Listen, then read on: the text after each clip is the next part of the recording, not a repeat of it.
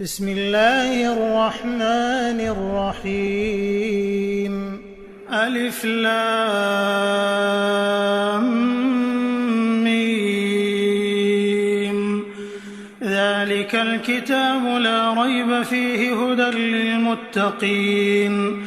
الذين يؤمنون بالغيب ويقيمون الصلاة ومما رزقناهم ينفقون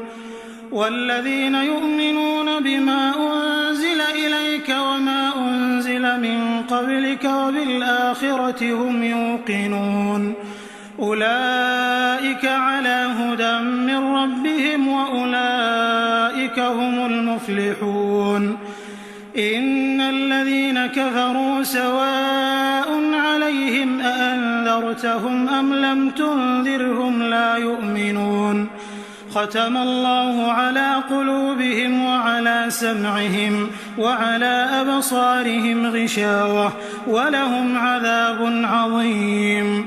ومن الناس من يقول آمنا بالله وباليوم الآخر وما هم بمؤمنين يخادعون الله والذين آمنوا وما يخدعون إلا أنفسهم وما يشعرون في قلوبهم مرض فزادهم الله مرضا ولهم عذاب أليم بما كانوا يكذبون وإذا قيل لهم لا تفسدوا في الأرض قالوا إنما نحن مصلحون ألا إنهم هم المفسدون ولكن لا يشعرون وإذا قيل لهم آمنوا كما آمن الناس قالوا أنؤمن كما آمن السفهاء ألا إنهم هم السفهاء ولكن لا يعلمون وإذا لقوا الذين آمنوا قالوا آمنا وإذا خلوا إلى شياطينهم قالوا إنا معكم إنما نحن مستهزئون الله يستهزئ بهم ويمدهم في طغيانهم يعمهون أولئك الذين اشتروا الضلالة بالهدى فما ربحت تجارتهم وما كانوا مهتدين مثلهم كمثل الذي استوقد نارا فلما أضاءت ما حوله ذهب الله بنورهم وتركهم في ظلمات لا يبصرون صم بكم عمي فهم لا يرجعون أو كصيب من السماء فيه ظلمات ورعد وبرق يجعلون أصابعهم في آذانهم من الصواعق حذر الموت والله محيط بالكافرين يكاد البرق يخطف أبصارهم كلما أضاء لهم مشوا فيه وإذا أظلم عليهم قاموا ولو شاء الله لذهب بسمعهم وأبصارهم إن الله على كل شيء قدير يا أيها الناس اعبدوا ربكم الذي خلقكم والذين من قبلكم لعلكم تتقون الذي جعل لكم الأرض فراشا والسماء بناء وأنزل من السماء ماء فأخرج به من الثمرات رزقا لكم فلا تجعلوا لله أندادا وأنتم تعلمون وإن كنتم في ريب مما نزلنا على عبدنا فأتوا بسورة من مثله وادعوا شهداءكم من دون الله إن كنتم صادقين فإن لم تفعلوا ولن تفعلوا فاتقوا النار التي وقودها الناس والحجارة أعدت للكافرين وبشر الذين آمنوا وعملوا الصالحات أن لهم جنات تجري من تحتها الأنهار كلما رزقوا منها من ثمرة رزقا قالوا هذا الذي رزقنا من قبل وأتوا به متشابها ولهم فيها أزواج مطهرة وهم فيها خالدون إن الله لا يستحيي أن يضرب مثلا ما بعوضة فما فوقها فأما الذين آمنوا فيعلمون أنه الحق من ربهم وأما الذين كفروا فيقولون ماذا أراد الله بهذا مثلا يضل به كثيرا ويهدي به كثيرا وما يضل به إلا الفاسقين الذين ينقضون عهد الله من بعد ميثاقه ويقطعون ما أمر الله به أن يوصل ويفسدون في الأرض أولئك هم الخاسرون كيف تكفرون بالله وكنتم أمواتا فأحياكم ثم يميتكم ثم يحييكم ثم إليه ترجعون هو الذي خلق لكم ما في الأرض جميعا ثم استوى إلى السماء فسواهن 7 سماوات وهو بكل شيء عليم وإذ قال ربك للملائكة إني جاعل في الأرض خليفة قالوا أتجعل فيها من يفسد فيها ويسفك الدماء ونحن نسبح بحمدك ونقدس لك قال إني أعلم ما لا تعلمون وعلم آدم الأسماء كلها ثم عرضهم على الملائكة فقال أنبئوني بأسماء هؤلاء إن كنتم صادقين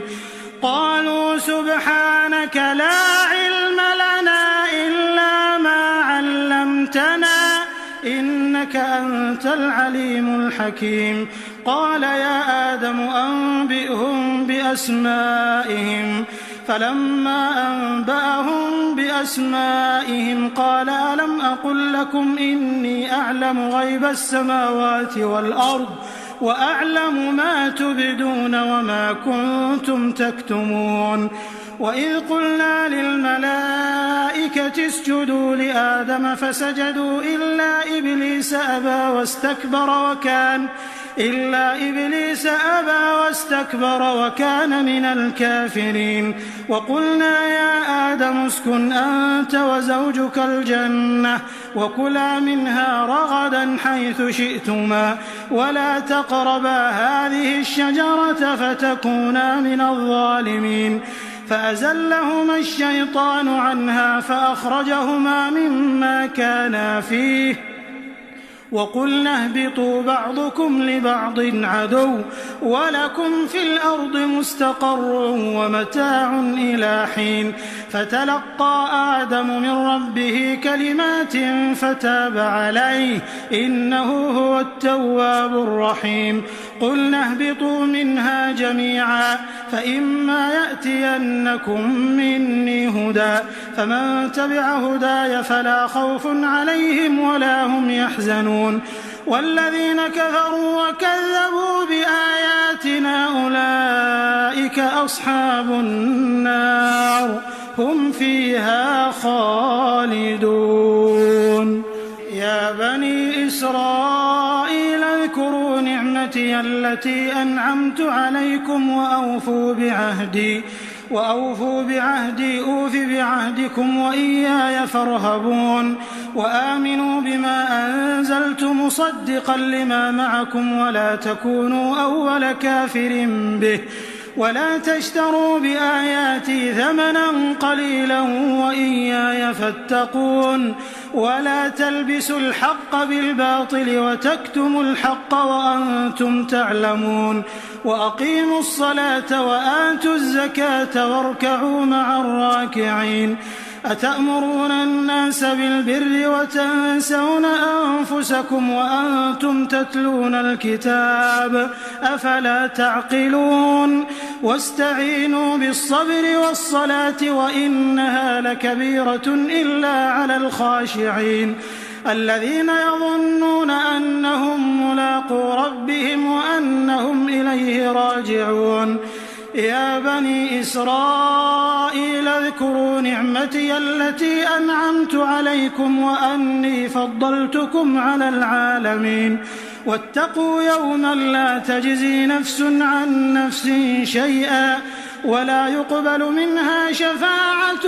ولا يؤخذ منها عدل ولا هم ينصرون وإذ نجيناكم من آل فرعون يسومونكم سوء العذاب يذبحون أبناءكم ويستحيون نساءكم وفي ذلكم بلاء من ربكم عظيم وإذ فرقنا بكم البحر فأنجيناكم وأغرقنا آل فرعون وأنتم تنظرون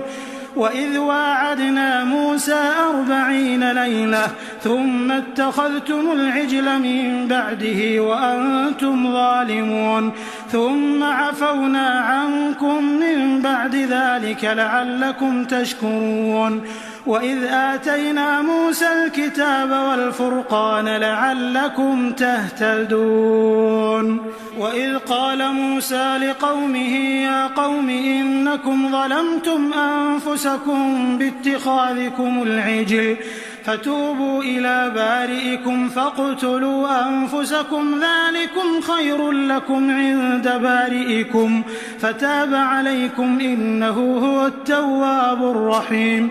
وإذ قلتم يا موسى لن نؤمن لك حتى نرى الله جهرة فأخذتكم الصاعقة وأنتم تنظرون ثم بعثناكم من بعد موتكم لعلكم تشكرون وظللنا عليكم الغمام وأنزلنا عليكم المن والسلوى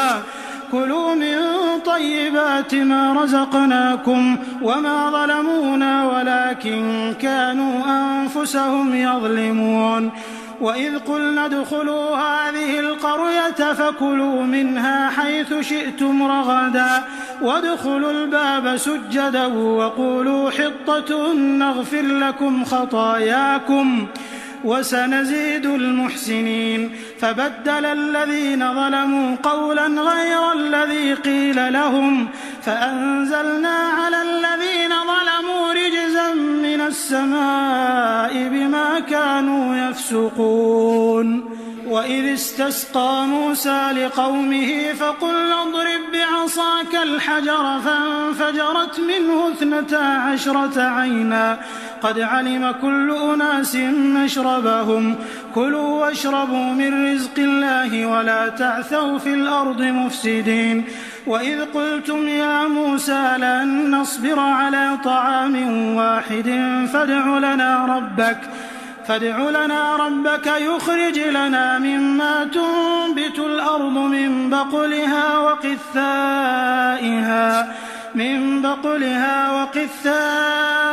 وفومها وعدسها وبصلها قال أتستبدلون الذي هو أدنى بالذي هو خير اهبطوا مصرا فإن لكم ما سألتم وضربت عليهم الذلة والمسكنة وباءوا بغضب من الله ذلك بأنهم كانوا يكفرون بآيات الله ويقتلون النبيين بغير الحق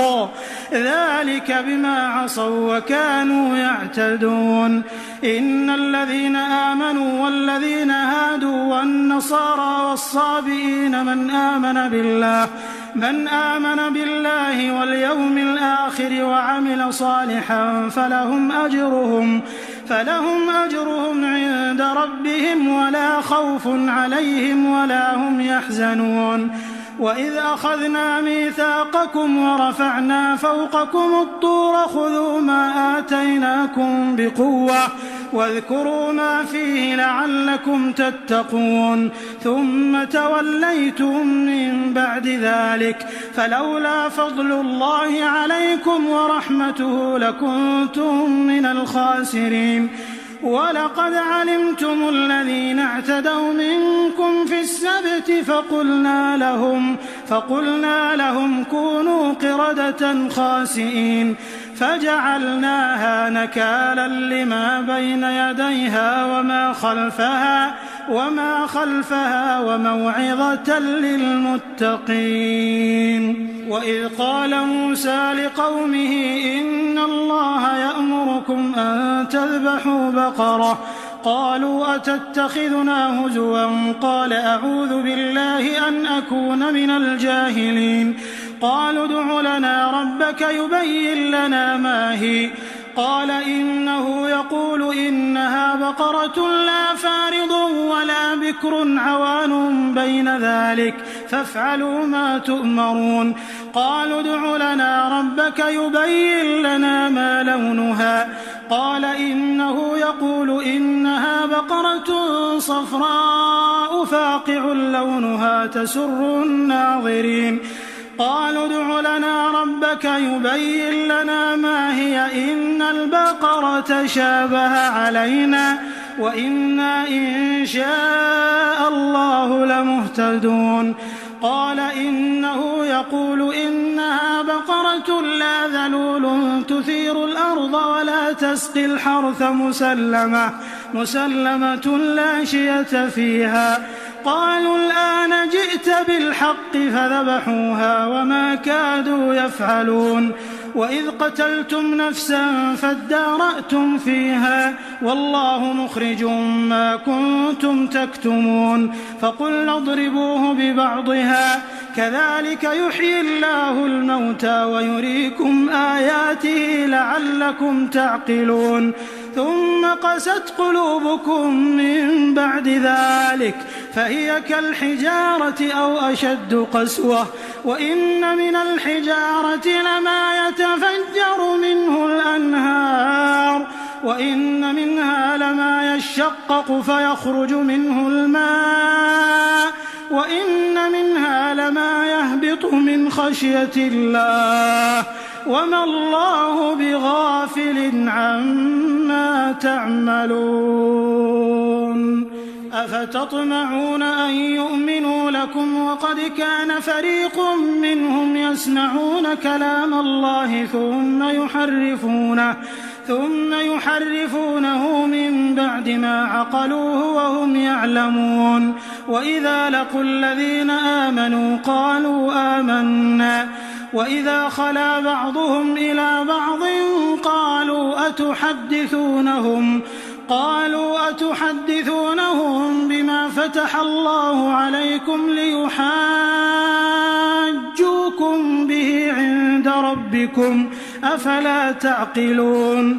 أولا يعلمون أن الله يعلم ما يسرون وما يعلنون ومنهم أميون لا يعلمون الكتاب إلا أماني وإن هم إلا يظنون فويل للذين يكتبون الكتاب بأيديهم ثم يقولون هذا من عند الله ليشتروا به ثمنا قليلا فويل لهم مما كتبت أيديهم وويل لهم مما يكسبون وقالوا لن تمسنا النار إلا أياما معدودة قل أتخذتم عند الله عهدا فلن يخلف الله عهده أم تقولون على الله ما لا تعلمون بلى من كسب سيئة وأحاطت به خطيئته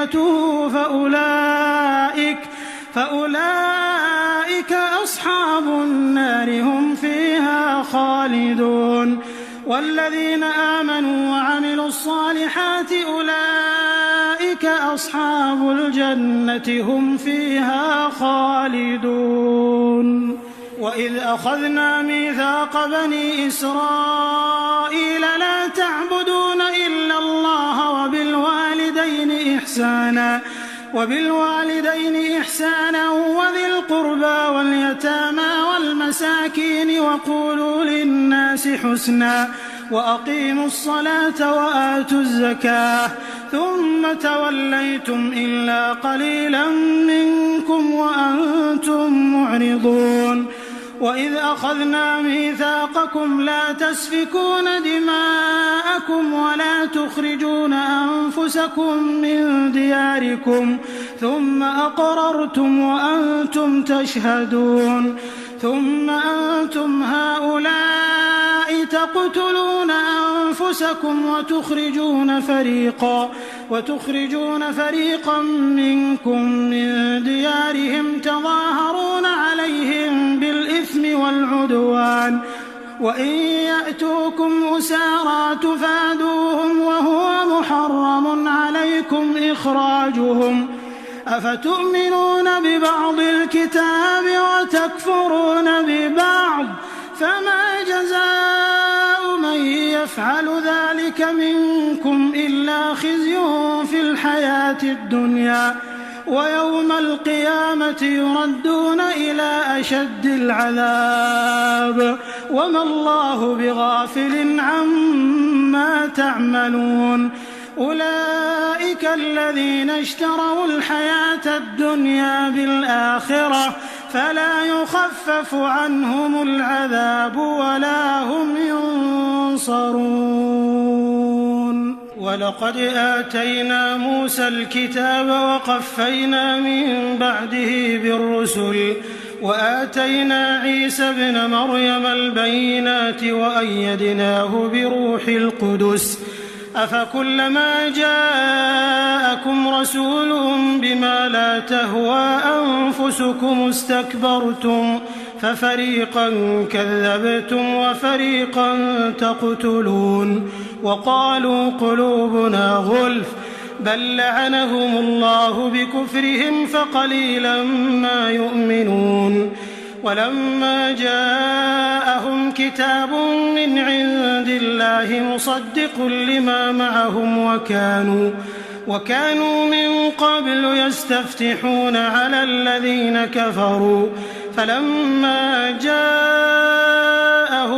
ما عرفوا كفروا به فلعنة الله على الكافرين بئس ما اشتروا به أنفسهم أن يكفروا بما أنزل الله بغيا أن ينزل الله من فضله على من يشاء من عباده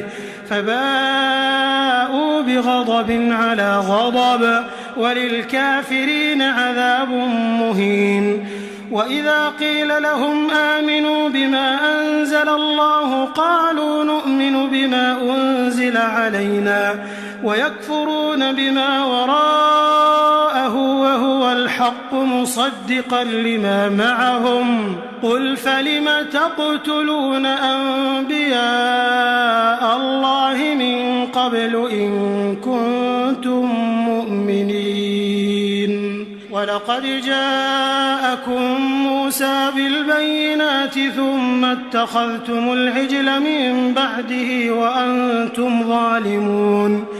وإذ أخذنا ميثاقكم ورفعنا فوقكم الطور خذوا ما آتيناكم بقوة واسمعوا قالوا سمعنا وعصينا وأشربوا في قلوبهم العجل بكفرهم قل بئس ما يأمركم به إيمانكم إن كنتم مؤمنين قل إن كانت لكم الدار الآخرة عند الله خالصة من دون الناس فتمنوا الموت إن كنتم صادقين ولن يتمنوه أبدا بما قدمت أيديهم والله عليم بالظالمين ولتجدنهم أحرص الناس على حياة ومن الذين أشركوا يود أحدهم لو يعمر 1000 سنة وما هو بمزحزحه من العذاب أن يعمر والله بصير بما يعملون قل من كان عدوا لجبريل فإنه نزله على قلبك بإذن الله مصدقا لما بين يديه وهدى وبشرى للمؤمنين. من كان عدوا لله وملائكته ورسله وجبريل وميكال فإن الله عدو للكافرين. ولقد أنزلنا إليك آيات بينات وما يكفر بها إلا الفاسقون. أوكلما عاهدوا عهدا نبذه فريق منهم بل أكثرهم لا يؤمنون. ولما جاءهم رسول من عند الله مصدق لما معهم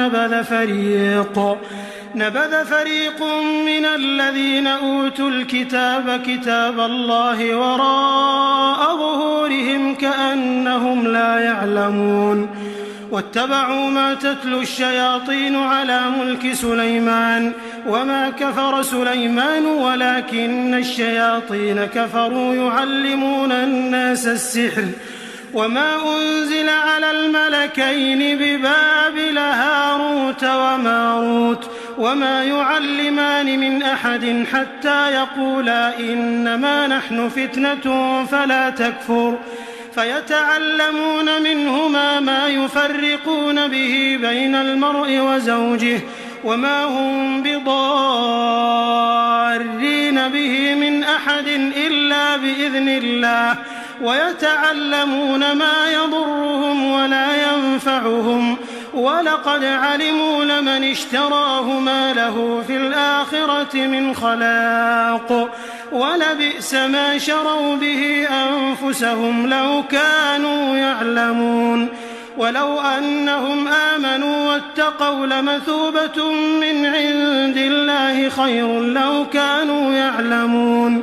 يا أيها الذين آمنوا لا تقولوا راعنا وقولوا انظرنا واسمعوا وللكافرين عذاب أليم. ما يود الذين كفروا من أهل الكتاب ولا المشركين أن ينزل عليكم من خير من ربكم والله يختص برحمته من يشاء والله ذو الفضل العظيم.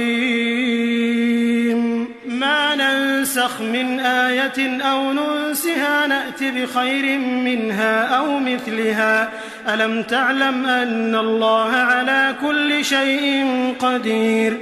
ألم تعلم أن الله له ملك السماوات والأرض وما لكم من دون الله من ولي ولا نصير. أم تريدون أن تسألوا رسولكم كما سئل موسى من قبل ومن يتبدل الكفر بالإيمان فقد ضل سواء السبيل. ود كثير من أهل الكتاب لو يردونكم من بعد إيمانكم كفارا حسدا من عند أنفسهم من بعد ما تبين لهم الحق فاعفوا واصفحوا حتى يأتي الله بأمره إن الله على كل شيء قدير. وأقيموا الصلاة وآتوا الزكاة وما تقدموا لأنفسكم من خير تجدوه عند الله إن الله بما تعملون بصير. وقالوا لن يدخل الجنة إلا من كان هودا أو نصارى تلك أمانيهم قل هاتوا برهانكم إن كنتم صادقين. بلى من أسلم وجهه لله وهو محسن فله أجره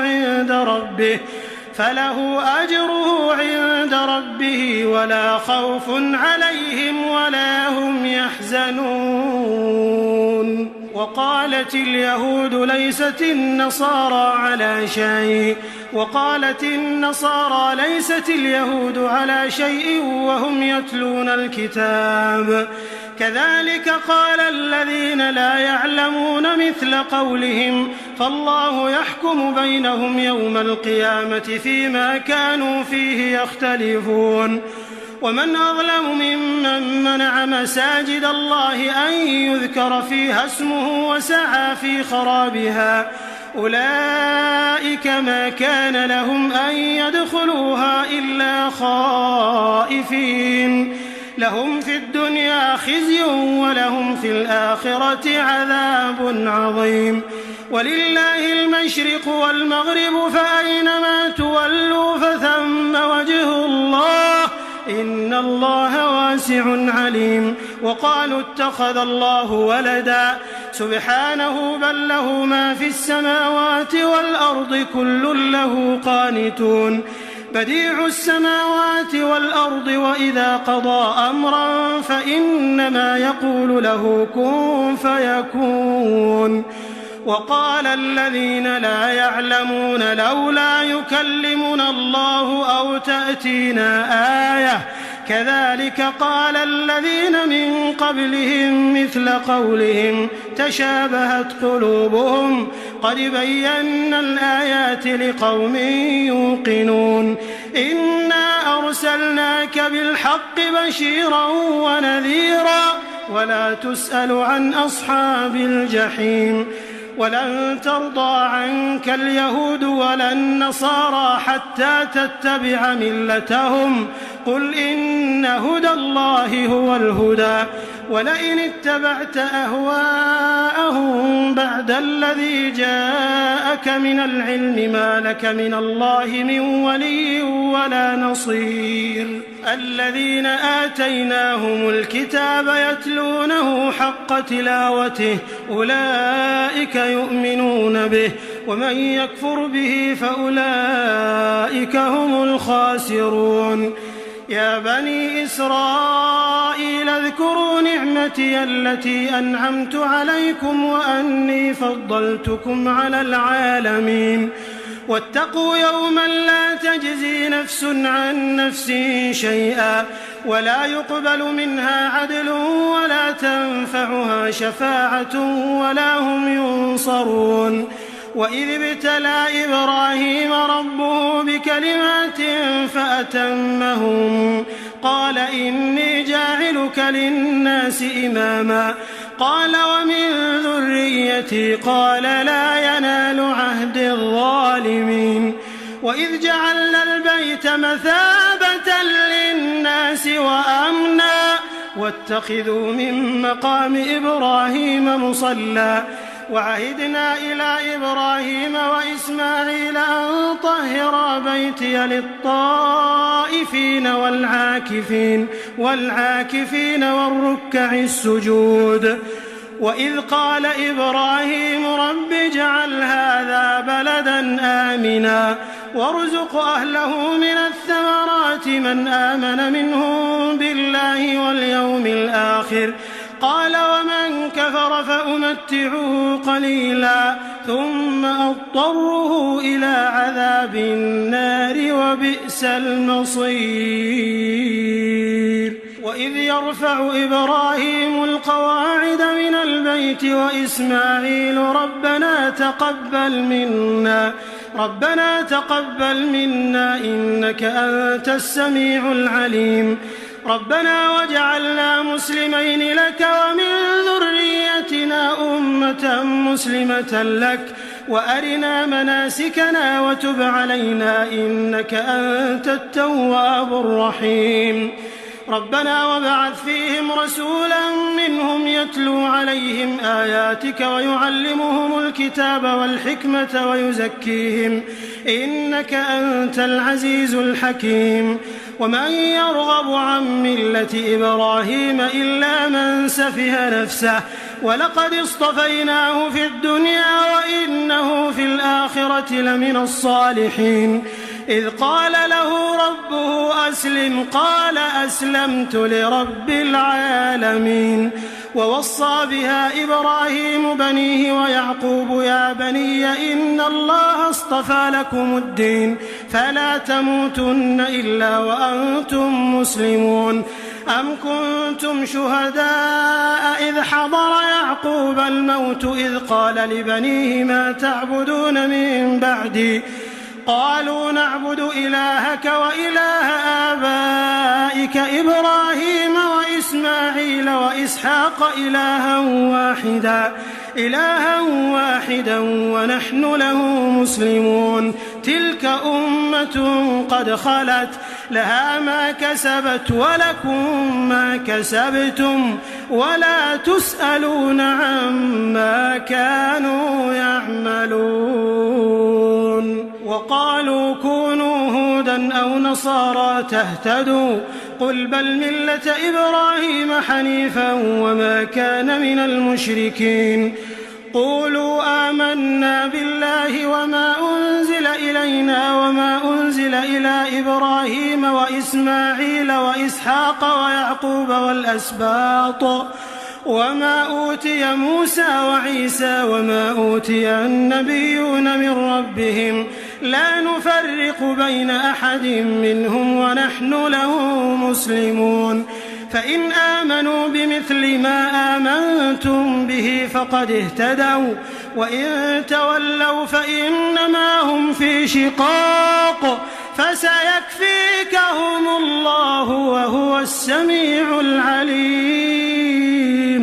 صبغة الله ومن أحسن من الله صبغة ونحن له عابدون قل أتحاجوننا في الله وهو ربنا وربكم ولنا أعمالنا ولكم أعمالكم ونحن له مخلصون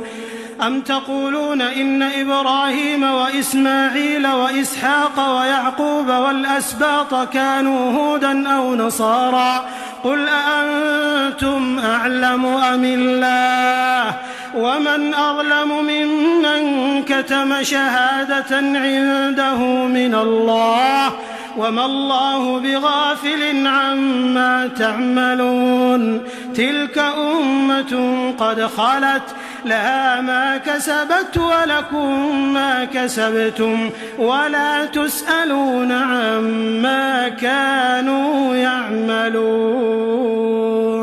سيقول السفهاء من الناس ما ولاهم عن قبلتهم التي كانوا عليها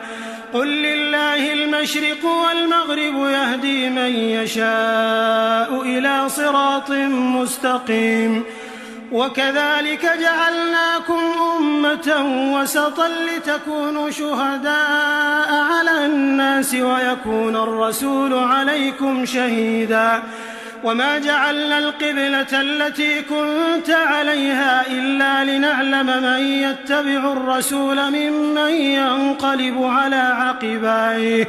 وإن كانت لكبيرة إلا على الذين هدى الله وما كان الله ليضيع إيمانكم إن الله بالناس لرؤوف رحيم قد نرى تقلب وجهك في السماء فلنولينك قبلة ترضاها فول وجهك شطر المسجد الحرام وحيث ما كنتم فولوا وجوهكم شطره وإن الذين أوتوا الكتاب ليعلمون أنه الحق من ربهم وما الله بغافل عما يعملون ولئن أتيت الذين أوتوا الكتاب بكل آية ما تبعوا قبلتك وما أنت بتابع قبلتهم وما بعضهم بتابع قبلة بعض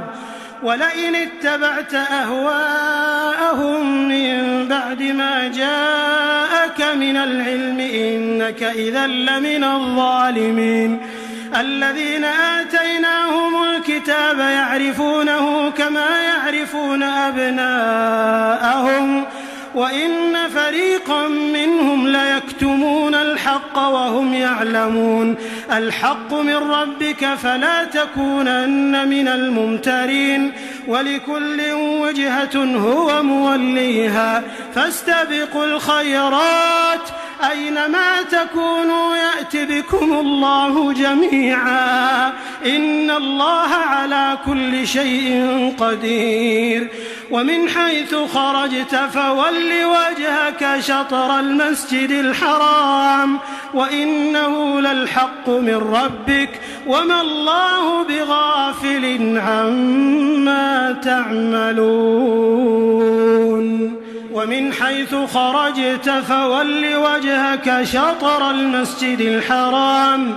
وحيث ما كنتم فولوا وجوهكم شطره لئلا يكون للناس عليكم حجة إلا الذين ظلموا منهم فلا تخشوهم واخشوني ولأتم نعمتي عليكم ولعلكم تهتدون كما أرسلنا فيكم رسولا منكم يتلو عليكم آياتنا ويزكيكم ويعلمكم الكتاب والحكمة ويعلمكم ما لم تكونوا تعلمون فاذكروني أذكركم واشكروا لي ولا تكفرون يا أيها الذين آمنوا استعينوا بالصبر والصلاة إن الله مع الصابرين ولا تقولوا لمن يقتل في سبيل الله أموات بل أحياء ولكن لا تشعرون ولنبلونكم بشيء من الخوف والجوع ونقص من الأموال والأنفس والثمرات وبشر الصابرين الذين إذا أصابتهم مصيبة قالوا إنا لله وإنا إليه راجعون أولئك عليهم صلوات من ربهم ورحمة وأولئك هم المهتدون إن الصفا والمروة من شعائر الله فمن حج البيت أو اعتمر فلا جناح عليه أن يطوف بهما ومن تطوع خيرا فإن الله شاكر عليم إن الذين يكتمون ما أنزلنا من البينات والهدى من بعد ما بيناه للناس في الكتاب أولئك يلعنهم الله ويلعنهم اللاعنون إلا الذين تابوا وأصلحوا وبينوا فأولئك أتوب عليهم وأنا التواب الرحيم إن الذين كفروا وماتوا وهم كفار أولئك عليهم لعنة الله والملائكة والناس أجمعين خالدين فيها لا يخفف عنهم العذاب ولا هم ينظرون وإلهكم إله واحد لا إله إلا هو الرحمن الرحيم إن في خلق السماوات والأرض واختلاف الليل والنهار والفلك التي تجري في البحر بما ينفع الناس وما أنزل الله من السماء من ماء فأحيا به الأرض بعد موتها وبث فيها من كل دابة وتصريف الرياح والسحاب المسخر بين السماء والأرض لآيات لقوم يعقلون ومن الناس من يتخذ من دون الله أندادا يحبونهم كحب الله والذين آمنوا أشد حبا لله ولو يرى الذين ظلموا إذ يرون العذاب أن القوة لله جميعا وأن الله شديد العذاب إذ تبرأ الذين اتبعوا من الذين اتبعوا ورأوا العذاب وتقطعت بهم الأسباب وقال الذين اتبعوا لو أن لنا كرة فنتبرأ منهم كما تبرأوا منا كذلك يريهم الله أعمالهم حسرات عليهم وما هم بخارجين من النار. يا أيها الناس كلوا مما في الأرض حلالا طيبا ولا تتبعوا خطوات الشيطان إنه لكم عدو مبين. إنما يأمركم بالسوء والفحشاء وأن تقولوا على الله ما لا تعلمون. وإذا قيل لهم اتبعوا ما أنزل الله قالوا بل نتبع ما ألفينا عليه آباءنا أولو كان آباؤهم لا يعقلون شيئا ولا يهتدون. ومثل الذين كفروا كمثل الذي ينعق بما لا يسمع إلا دعاء ونداء صم بكم عمي فهم لا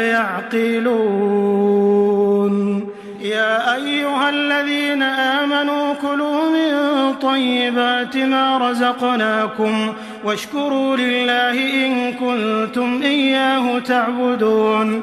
إنما حرم عليكم الميتة والدم ولحم الخنزير وما أهل به لغير الله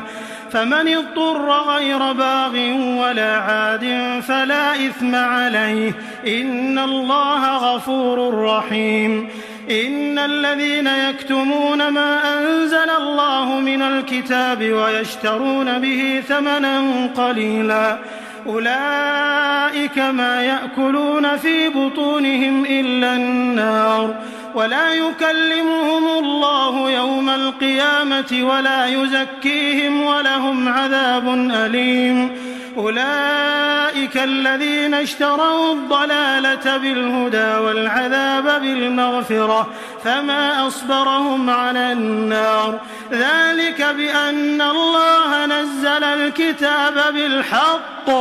وإن الذين اختلفوا في الكتاب لفي شقاق بعيد. ليس البر أن تولوا وجوهكم قبل المشرق والمغرب ولكن البر من آمن بالله واليوم الآخر والملائكة والكتاب والنبيين وآتى المال على حبه ذوي القربى واليتامى والمساكين وابن السبيل والسائلين وفي الرقاب وأقام الصلاة وآتى الزكاة والموفون بعهدهم إذا عاهدوا والصابرين في البأساء والضراء وحين البأس أولئك الذين صدقوا وأولئك هم المتقون. يا أيها الذين آمنوا كتب عليكم القصاص في القتلى الحر بالحر والعبد بالعبد والأنثى بالأنثى فمن عفي له من أخيه شيء فاتباع بالمعروف وأداء إليه بإحسان ذلك تخفيف من ربكم ورحمة فمن اعتدى بعد ذلك فله عذاب أليم. ولكم في القصاص حياة يا أولي الألباب لعلكم تتقون. كتب عليكم إذا حضر أحدكم الموت إن ترك خيرا الوصية للوالدين والأقربين بالمعروف حقا على المتقين فمن بدله بعدما سمعه فإنما إثمه على الذين يبدلونه إن الله سميع عليم. فمن خاف من موص جنفا أو إثما فأصلح بينهم فلا إثم عليه إن الله غفور رحيم. يا أيها الذين آمنوا كتب عليكم الصيام كما كتب على الذين من قبلكم لعلكم تتقون أياما معدودات فمن كان منكم مريضا أو على سفر فعدة من أيام أخر وعلى الذين يطيقونه فدية طعام مسكين فمن تطوع خيرا فهو خير له وأن تصوموا خير لكم إن كنتم تعلمون شهر رمضان الذي أنزل فيه القرآن هدى للناس وبينات من الهدى والفرقان فمن شهد منكم الشهر فليصم ومن كان مريضا أو على سفر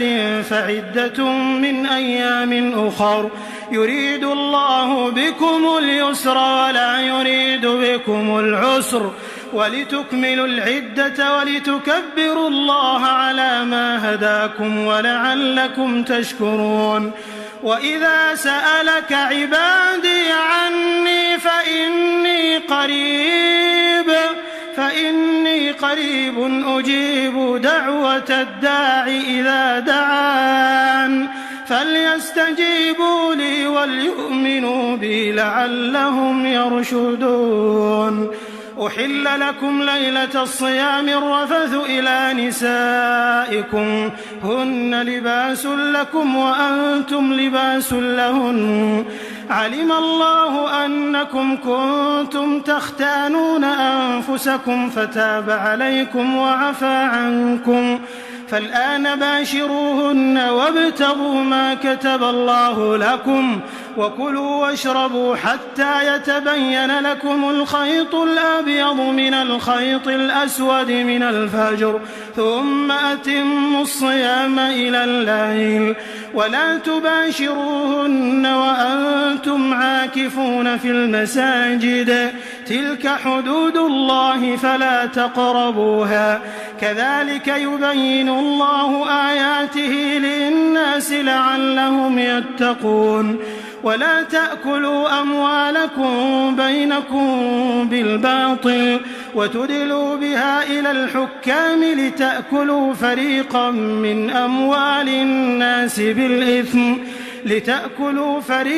من أموال الناس بالإثم وأنتم تعلمون يسألونك عن الأهلة قل هي مواقيت للناس والحج وليس البر بأن تأتوا البيوت من ظهورها ولكن البر من اتقى وأتوا البيوت من أبوابها واتقوا الله لعلكم تفلحون وقاتلوا في سبيل الله الذين يقاتلونكم ولا تعتدوا إن الله لا يحب المعتدين وقتلوهم حيث ثقفتموهم وأخرجوهم من حيث أخرجوكم والفتنة أشد من القتل ولا تقاتلوهم عند المسجد الحرام حتى يقاتلوكم فيه فإن قاتلوكم فاقتلوهم كذلك جزاء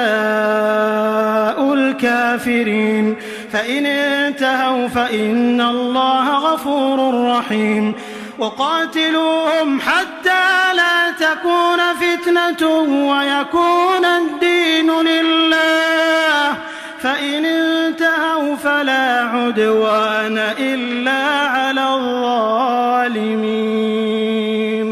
الشهر الحرام بالشهر الحرام والحرمات قصاص فمن اعتدى عليكم فاعتدوا عليه بمثل ما اعتدى عليكم واتقوا الله واعلموا أن الله مع المتقين وأنفقوا في سبيل الله ولا تلقوا بأيديكم إلى التهلكة وأحسنوا إن الله يحب المحسنين وأتموا الحج والعمرة لله فإن أحصرتم فما استيسر من الهادي ولا تحلقوا رؤوسكم حتى يبلغ الهدي محله، فمن كان منكم مريضا أو به أذى من رأسه ففدية من صيام أو صدقة أو نسك، فإذا أمنتم فمن تمتع بالعمرة إلى الحج فما استيسر من الهدي، فمن لم يجد فصيام 3 أيام في الحج و7 إذا رجعتم، تلك 10 كاملة، ذلك لمن لم يكن أهله حاضر المسجد الحرام. واتقوا الله واعلموا أن الله شديد العقاب. الحج أشهر معلومات، فمن فرض فيهن الحج فلا رفث ولا فسوق ولا جدال في الحج، وما تفعلوا من خير يعلمه الله، وتزودوا فإن خير الزاد التقوى، واتقون يا أولي الألباب. ليس عليكم جناح أن تبتغوا فضلا من ربكم، فإذا أفضتم من عرفات فاذكروا الله عند المشعر الحرام واذكروه كما هداكم، وإن كنتم من قبله لمن الضالين. ثم أفيضوا من حيث أفاض الناس واستغفروا الله إن الله غفور رحيم. فإذا قضيتم مناسككم فاذكروا الله كذكركم آباءكم أو أشد ذكرا. فمن الناس من يقول ربنا آتنا في الدنيا وما له في الآخرة من خلاق، ومنهم من يقول ربنا آتنا في الدنيا حسنة وفي الآخرة حسنة وقنا عذاب النار.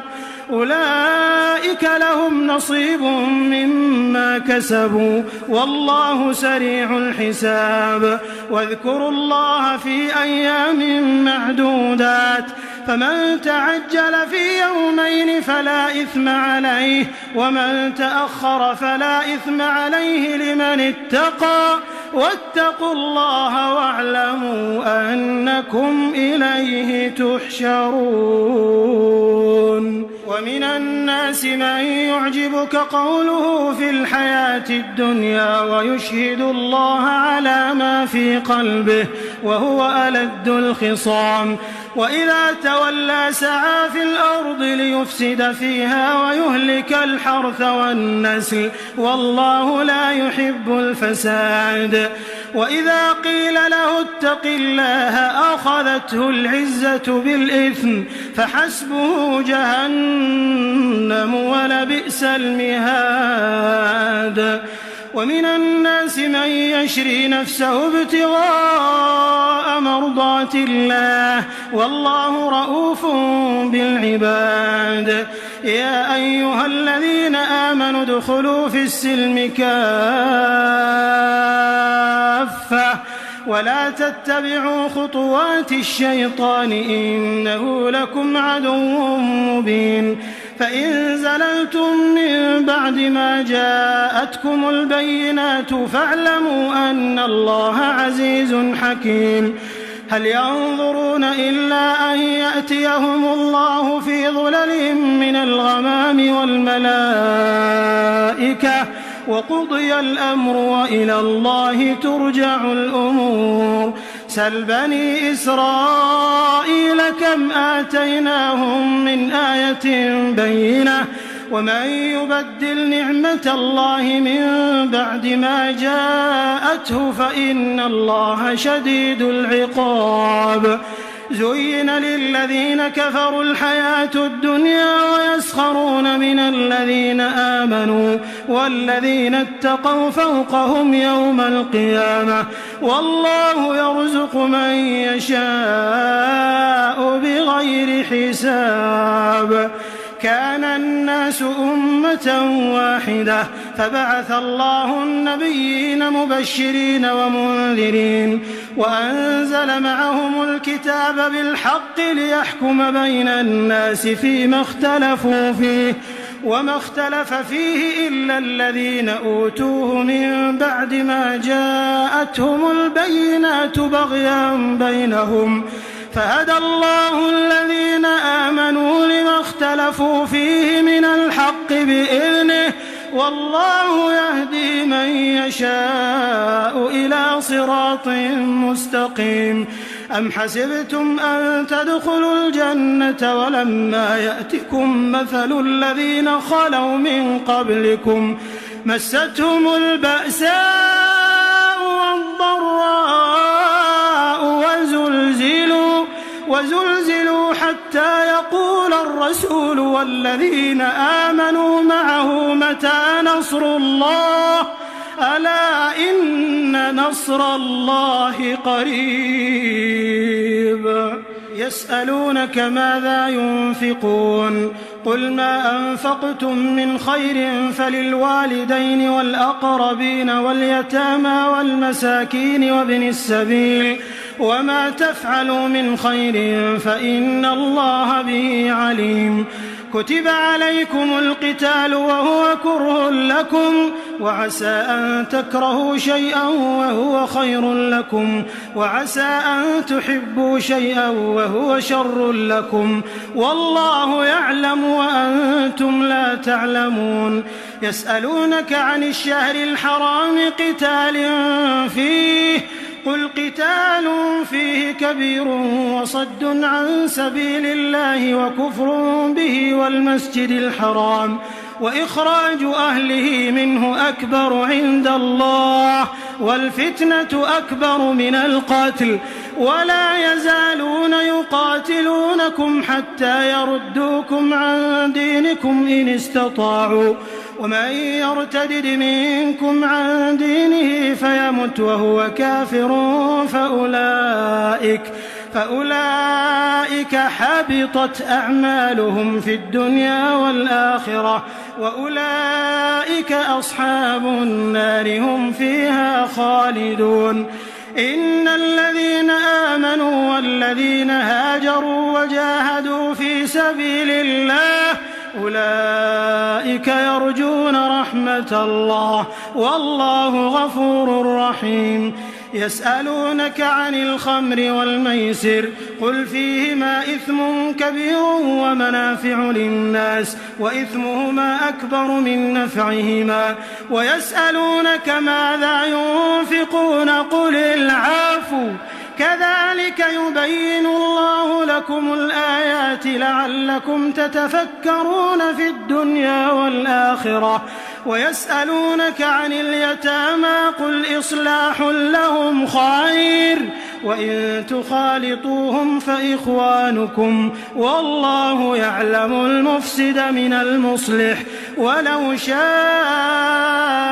الله لأعنتكم إن الله عزيز حكيم. ولا تنكحوا المشركات حتى يؤمنوا ولأمة مؤمنة خير من مشركة ولو أعجبتكم ولا تنكحوا المشركين حتى يؤمنوا ولعبد مؤمن خير من مشرك ولو أعجبكم أولئك يدعون إلى النار والله يدعو إلى الجنة والمغفرة بإذنه ويبين آياته للناس لعلهم يتذكرون. ويسألونك عن المحيض قل هو أذى فاعتزلوا النساء في المحيض ولا تقربوهن حتى يطهرن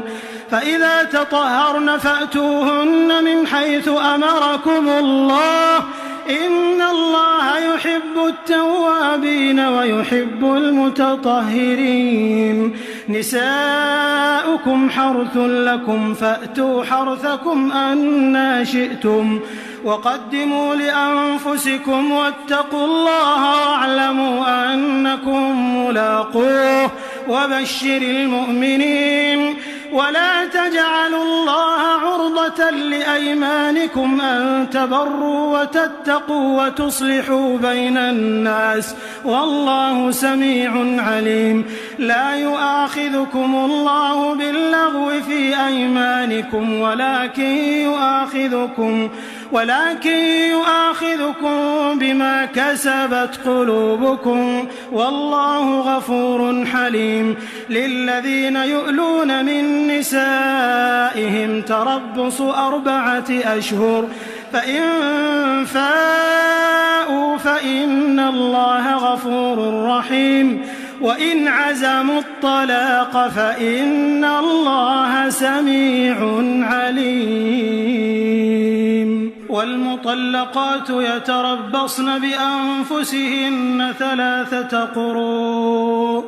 ولا يحل لهن أن يكتمن ما خلق الله في أرحامهن إن كن يؤمن بالله واليوم الآخر وبعولتهن أحق بردهن في ذلك إن أرادوا إصلاحا ولهن مثل الذي عليهن بالمعروف وللرجال عليهن درجة والله عزيز حكيم. الطلاق 2 فإمساك بمعروف أو تسريح بإحسان ولا يحل لكم أن تأخذوا مما آتيتموهن شيئا إلا أن يخافا ألا يقيما حدود الله فإن خفتم ألا يقيما حدود الله فلا جناح عليهما فيما افتدت به تلك حدود الله فلا تعتدوها ومن يتعد حدود الله فأولئك هم الظالمون. فإن طلقها فلا تحل له من بعد حتى تنكح زوجا غيره. فإن طلقها فلا جناح عليهما أن يتراجعا إن ظنا أن يقيما حدود الله وتلك حدود الله يبينها لقوم يعلمون. وإذا طلقتم النساء فبلغن أجلهن فأمسكوهن بمعروف أو سرحوهن بمعروف ولا تمسكوهن ضرارا لتعتدوا ومن يفعل ذلك فقد ظلم نفسه. ولا تتخذوا آيات الله هزوا واذكروا نعمة الله عليكم وما أنزل عليكم من الكتاب والحكمة يعظكم به واتقوا الله واعلموا أن الله بكل شيء عليم. وإذا طلقتم النساء فبلغن أجلهن فلا تعضلوهن أن ينكحن أزواجهن إذا تراضوا بينهم بالمعروف ذلك يوعظ به من كان منكم يؤمن بالله واليوم الآخر ذلكم أزكى لكم وأطهر والله يعلم وأنتم لا تعلمون. والوالدات يرضعن أولادهن حولين كاملين لمن أراد أن يتم الرضاعة وعلى المولود له رزقهن وكسوتهن بالمعروف لا تكلف نفس إلا وسعها لا تضار والدة بولدها ولا مولود له بولده وعلى الوارث مثل ذلك فإن أرادا فصالا عن تراض منهما وتشاور فلا جناح عليهما. وإن أردتم أن تسترضعوا أولادكم فلا جناح عليكم إذا سلمتم ما آتيتم بالمعروف واتقوا الله واعلموا أن الله بما تعملون بصير. والذين يتوفون منكم ويذرون أزواجا يتربصن بأنفسهن 4 أشهر و10 فإذا بلغن أجلهن فلا جناح عليكم فيما فعلن في أنفسهن بالمعروف والله بما تعملون خبير ولا جناح عليكم فيما عرضتم به من خطبة النساء أو أكننتم في أنفسكم علم الله أنكم ستذكرونهن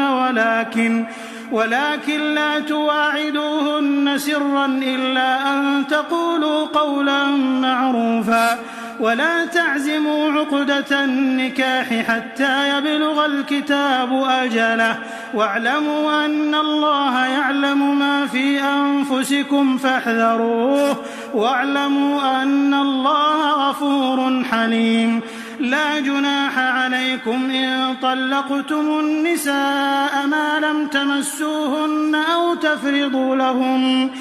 تفرضوا لهن فريضة ومتعوهن على الموسع قدره وعلى المقتر قدره متاعا بالمعروف حقا على المحسنين وإن طلقتموهن من قبل أن تمسوهن وقد فرضتم لهن فريضة فنصف ما فرضتم إلا أن يعفون أو يعفو الذي بيده عقدة النكاح وأن تعفوا أقرب للتقوى ولا تنسوا الفضل بينكم إن الله بما تعملون بصير حافظوا على الصلوات والصلاة الوسطى وقوموا لله قانتين فإن خفتم فرجالا أو ركبانا فإذا أمنتم فاذكروا الله كما علمكم ما لم تكونوا تعلمون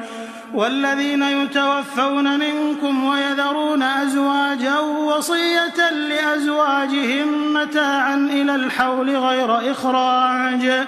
فإن خرجن فلا جناح عليكم فيما فعلن في أنفسهن من معروف والله عزيز حكيم وللمطلقات متاع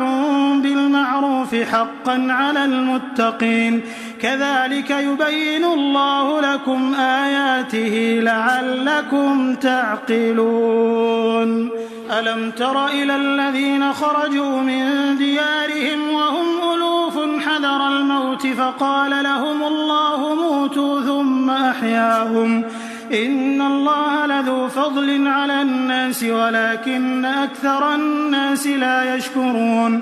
وقاتلوا في سبيل الله واعلموا أن الله سميع عليم من ذا الذي يقرض الله قرضا حسنا فيضاعفه له أضعافا كثيرة والله يقبض ويبسط وإليه ترجعون ألم تر إلى الملأ من بني إسرائيل من بعد موسى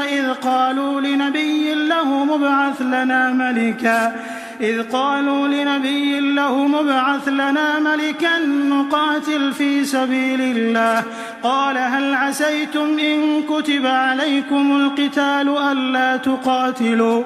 قالوا وما لنا ألا نقاتل في سبيل الله وقد أخرجنا من ديارنا وأبنائنا فلما كتب عليهم القتال تولوا إلا قليلا منهم والله عليم بالظالمين وقال لهم نبيهم إن الله قد بعث لكم طالوت ملكا قالوا أنى يكون له الملك علينا ونحن أحق بالملك منه ولم يؤت سعة من المال قال إن الله اصطفاه عليكم وزاده بسطة في العلم والجسم والله يؤتي ملكه من يشاء والله واسع عليم وقال لهم نبيهم إن آية ملكه أن يأتيكم التابوت فيه سكينة من ربكم وبقية مما ترك آل موسى وآل هارون تحمله الملائكة إن في ذلك لآية لكم إن كنتم مؤمنين. فلما فصل طالوت بالجنود قال إن الله مبتليكم بنهر فمن شرب منه فليس مني ومن لم يطعمه فإنه مني إلا من اغترف غرفة بيده فشربوا منه إلا قليلا منهم. فلما جاوزه هو والذين آمنوا معه قالوا لا طاقة لنا اليوم بجالوت وجنوده. قال الذين يظنون أنهم ملاقو الله كم من فئة قليلة غلبت فئة كثيرة بإذن الله والله مع الصابرين. ولما برزوا لجالوت وجنوده قالوا ربنا أفرغ علينا صبرا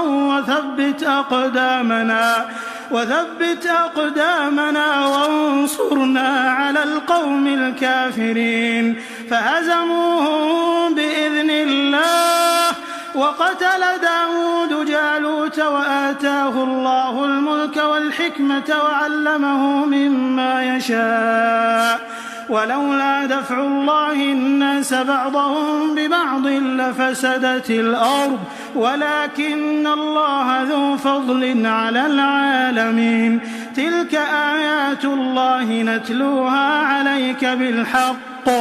وإنك لمن المرسلين. تلك الرسل فضلنا بعضهم على بعض منهم من كلم الله ورفع بعضهم درجات وآتينا عيسى ابن مريم البينات وأيدناه بروح القدس ولو شاء الله ما اقتتل الذين من بعدهم من بعد ما جاءتهم البينات ولكن اختلفوا فمنهم من آمن ومنهم من كفر ولو شاء الله ما اقتتلوا ولكن الله يفعل ما يريد. يا أيها الذين آمنوا أنفقوا مما رزقناكم من قبل أن يأتي يوم لا بيع فيه ولا خلة ولا شفاعة والكافرون هم الظالمون. الله لا إله إلا هو الحي القيوم لا تأخذه سنة ولا نوم له ما في السماوات وما في الأرض. من ذا الذي يشفع عنده إلا بإذنه يعلم ما بين أيديهم وما خلفهم ولا يحيطون بشيء من علمه إلا بما شاء وسع كرسيه السماوات والأرض ولا يؤوده حفظهما وهو العلي العظيم. لا إكراه في الدين قد تبين الرشد من الغي فمن يكفر بالطاغوت ويؤمن بالله فقد استمسك بالعروة الوثقى لا انفصام لها والله سميع عليم. الله ولي الذين آمنوا يخرجهم من الظلمات إلى النور والذين كفروا أولياؤهم الطاغوت يخرجونهم من النور إلى الظلمات أولئك أصحاب النار هم فيها خالدون. ألم تر إلى الذي حاج إبراهيم في ربه أن آتاه الله الملك إذ قال إبراهيم ربي الذي يحيي ويميت قال أنا أحيي وأميت قال إبراهيم فإن الله يأتي بالشمس من المشرق فأت بها من المغرب فبهت الذي كفر والله لا يهدي القوم الظالمين. أو كالذي مر على قرية وهي خاوية على عروشها قال أنى يحيي هذه الله بعد موتها فأماته الله 100 عام ثم بعثه قال كم لبثت قال لبثت يوما أو بعض يوم قال بل لبثت 100 عام فانظر إلى طعامك وشرابك لم يتسنه وانظر إلى حمارك ولنجعلك آية للناس وانظر إلى العظام كيف ننشزها ثم نكسوها لحما فلما تبين له قال أعلم أن الله على كل شيء قدير وإذ قال إبراهيم رب أرني كيف تحيي الموتى قال أولم تؤمن قال بلى ولكن ليطمئن قلبي قال فخذ 4 من الطير فصرهن إليك ثم اجعل على كل جبل منهن جزءا ثم ادعهن يأتينك سعيا واعلم أن الله عزيز حكيم مثل الذين ينفقون أموالهم في سبيل الله كمثل حبة أنبتت 7 سنابل في كل سنبلة 100 حبة والله يضاعف لمن يشاء والله واسع عليم الذين ينفقون أموالهم في سبيل الله ثم لا يتبعون ما أنفقوا منا ولا أذى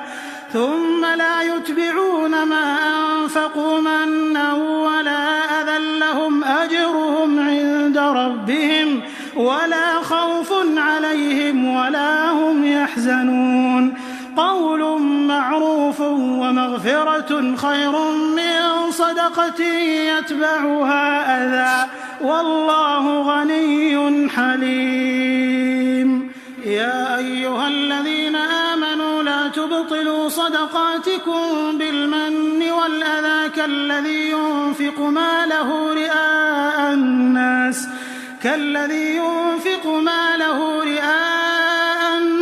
ولا يؤمن بالله واليوم الآخر فمثله كمثل صفوان عليه تراب فأصابه وابل فتركه صلدا لا يقدرون على شيء مما كسبوا والله لا يهدي القوم الكافرين ومثل الذين ينفقون أموالهم ابتغاء مرضات الله وتثبيتا من أنفسهم كمثل جنة بربوة أصابها وابل فآتت أكلها ضعفين فإن لم يصبها وابل فطل والله بما تعملون بصير أيود أحدكم أن تكون له جنة من نخيل وأعناب تجري من تحتها الأنهار له فيها من كل الثمرات وأصابه الكبر وله ذرية ضعفاء فأصابها إعصار فيه نار فاحترقت كذلك يبين الله لكم الآيات لعلكم تتفكرون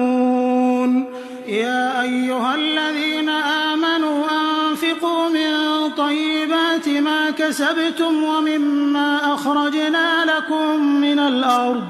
ولا تيمموا الخبيث منه تنفقون ولستم بآخذيه إلا أن تغمضوا فيه واعلموا أن الله غني حميد الشيطان يعدكم الفقر ويأمركم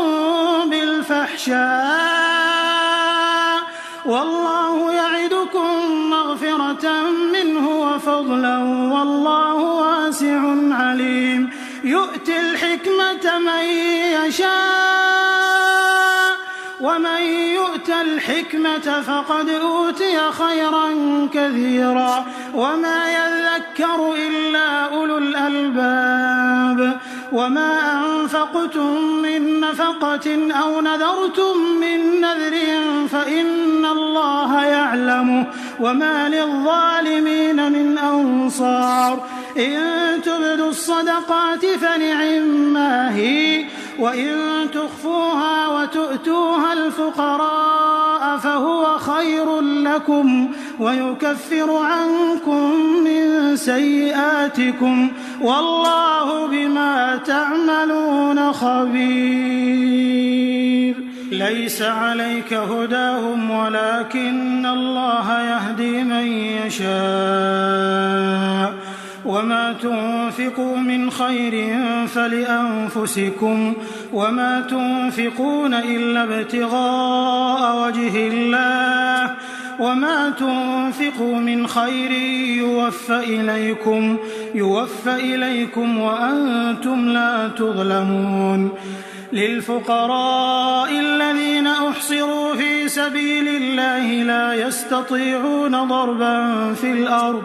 يحسبهم الجاهل أغنياء من التعفف تعرفهم بسيماهم لا يسألون الناس إلحافا وما تنفقوا من خير فإن الله به عليم. الذين ينفقون أموالهم بالليل والنهار سرا وعلانية